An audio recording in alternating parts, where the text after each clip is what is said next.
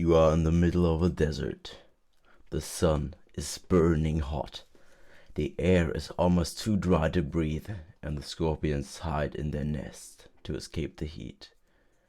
But there you see something. Quite pointy and looks like a bone. Also really curved. But most of all, it's huge. This happened to Evgeny Alexandrovich Maleev, who is nowadays well known for naming Therizinosaurus, Tarbosaurus, and this thing here, Therizinosaurus. In 1954, he published New Turtle-like Reptile in Mongolia, containing the description of Therizinosaurus, but not as a dinosaur. Maleev interpreted the bones of the scythe lizard as ribs of a giant sea turtle-like reptile. Later, in 1970, it was made clear that these things were claws, giant claws, some of the biggest ever discovered.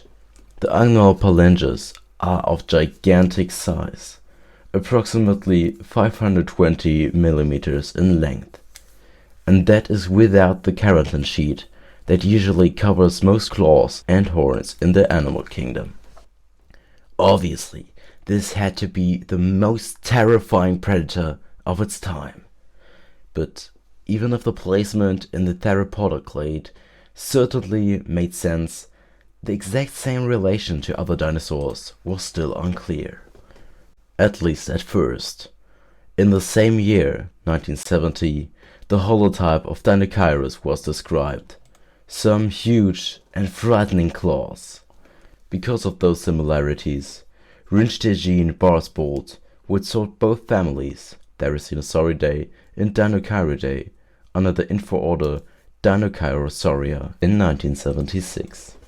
In the same paper from 1983, Carnivorous Dinosaurs from Cretaceous of Mongolia, where Deinocheirosauria is clearly distinguished from Signosaurids, Therizinosaurus and Deinocheirus are, like the title implies, said to be carnivorous. And if you look at the hands, this thought really makes sense. I mean, why else should you develop such huge claws, if not to rip apart your prey? Surely these things, with their extremely long arms, were deadly predators. The arms are indeed very long, and can reach up to nearly 2.5 meters. It's a trend in theropods that the bigger they get, the arms usually get smaller and shorter. Abelisaurids, Carcharodontosaurids, and of course most Tyrannosaurids are good examples for that. But like many smaller theropods, and especially the members of Dromaeosauridae, Therizinosaurus didn't seem to have a reduction in the forelimb. The connection might be interesting for further classification later. A similar thing can also be seen in a group referred to as Signosaurids, as well as the fact that another trend in the theropoda, the improvement of the bipedal locomotion, that they didn't seem to follow. The same case could be made for Therizinosaurus, even though the fossil reference is not complete enough to ensure that.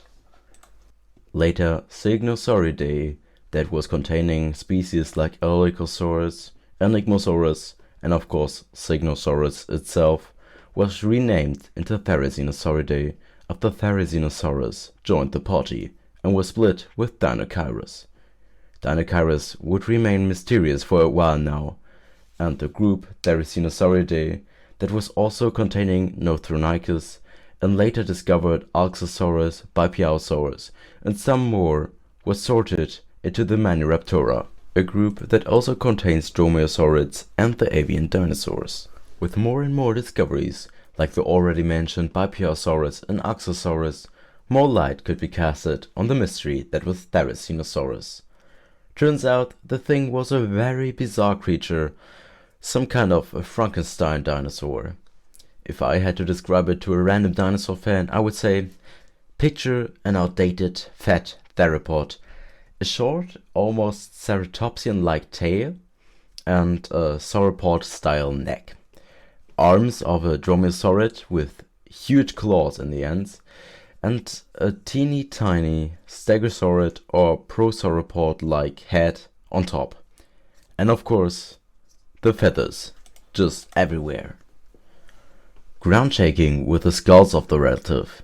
They were small, beaked, nothing you would expect from a top predator. Turns out Therizinosaurus and the entire group Therizinosauridae were most likely herbivores, and therefore a part of a very small amount of dinosaurs belonging to Theropoda but not being mainly carnivorous. Also, the question of feathers is always present, but acknowledging that they are part of the Coelosaurids and many Raptora, it's already extremely likely that most of the members were feathered. Again, we don't have direct evidence of Therizinosaurus itself, but the relatives have to help out here again.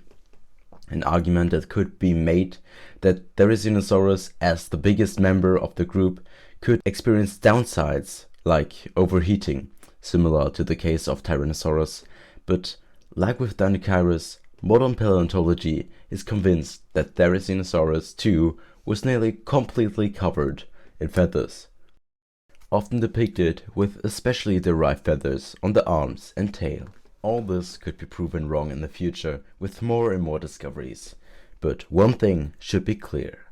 Therizinosaurus had giant claws, but even those, the most common fragment of this dinosaur, still have questions to be answered.